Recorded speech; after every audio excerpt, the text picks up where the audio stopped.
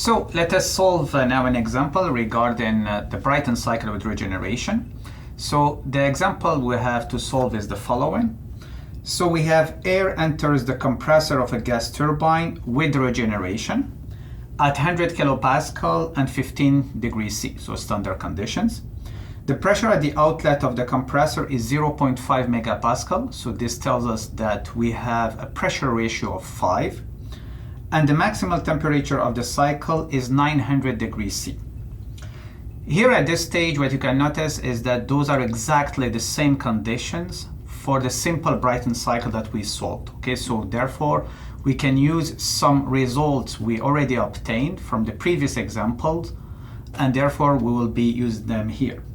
What we are asked to do is to determine the thermal efficiency of this Brayton cycle with regeneration under two configurations. The first one, we have an ideal regenerator. Efficiency of the regenerator is 100%. And the second case, we have a regenerator with an efficiency of 80%. So let's get started.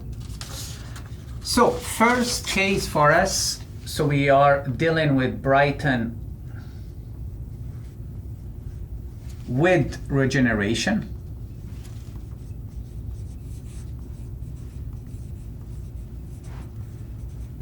And our first case A, we will be assuming that the efficiency of our regenerator is equal to 100%.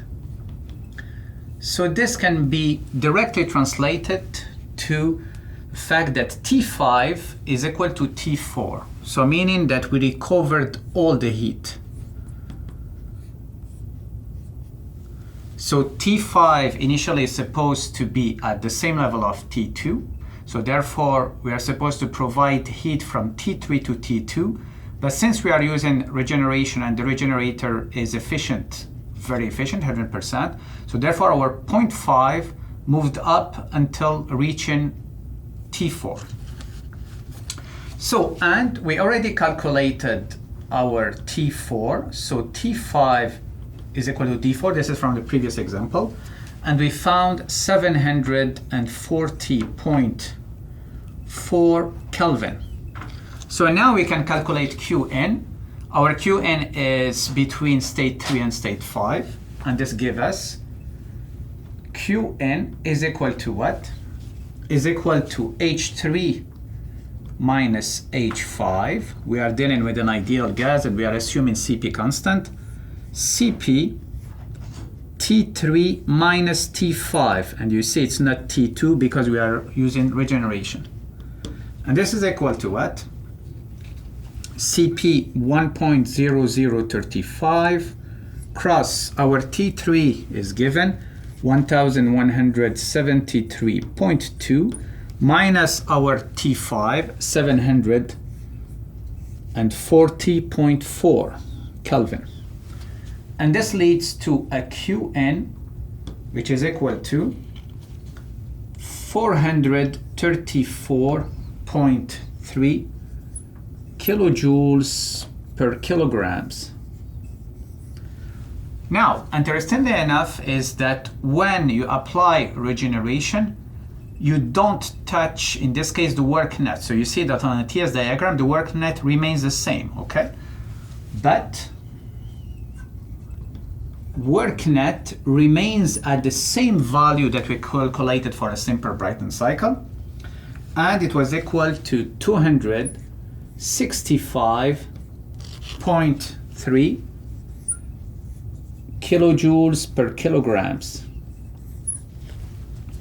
So now we have the two ingredients to calculate our thermal efficiency, work net and Qn.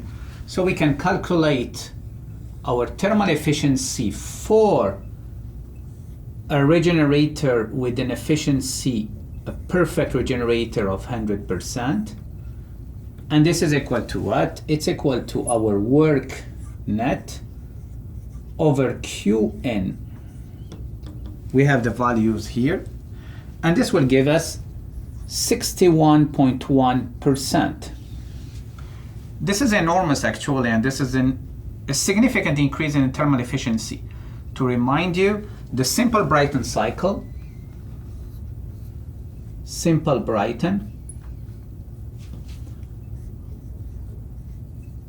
under the same conditions, obviously without regeneration, our thermal efficiency was 36.9%.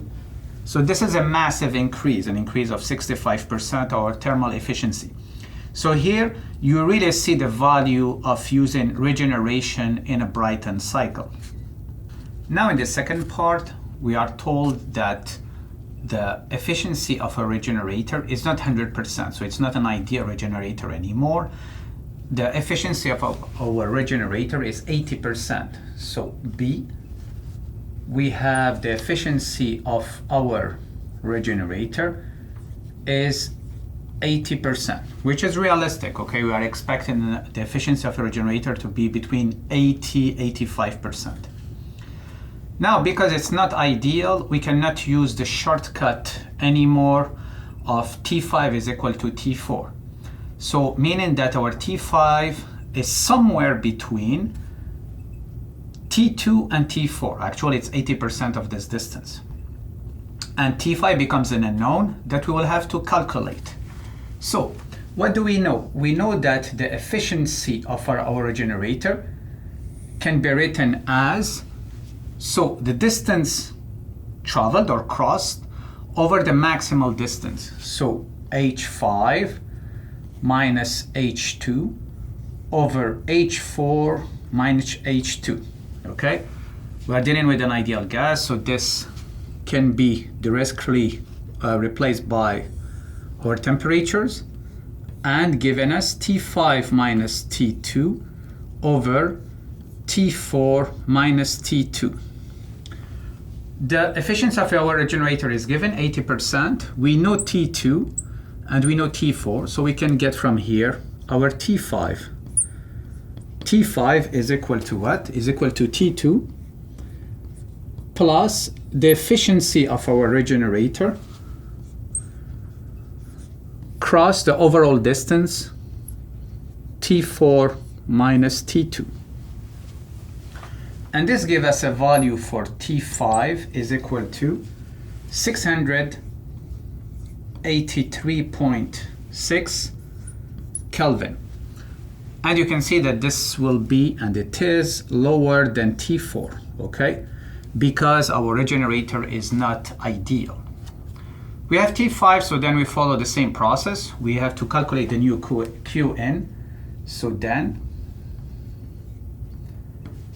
our Qn is equal to H3 minus H5, which is equal to what? It's equal to Cp T3 minus T5, and this is equal to Cp10035.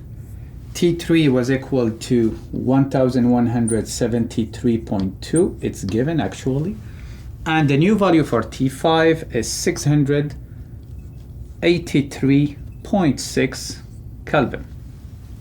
And this gives us a new value for Qn is equal to 491.13 kilojoules per kilograms.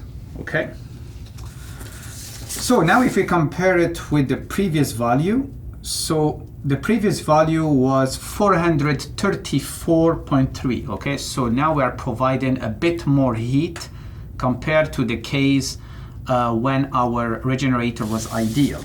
Again, regeneration doesn't change your work net, so we can directly calculate the thermal efficiency for a regenerator with Brayton with regeneration and a regenerator with 80% efficiency is equal to what? Is equal to the work net over Qn, and this is equal to what?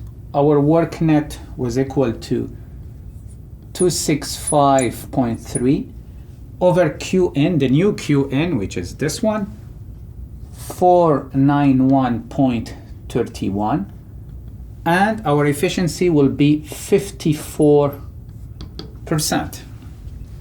So you see, interestingly enough, even if your regenerator is not perfect and ideal, So even if its efficiency is 80%, we still actually have a significant increase in the thermal efficiency of our Brayton cycle.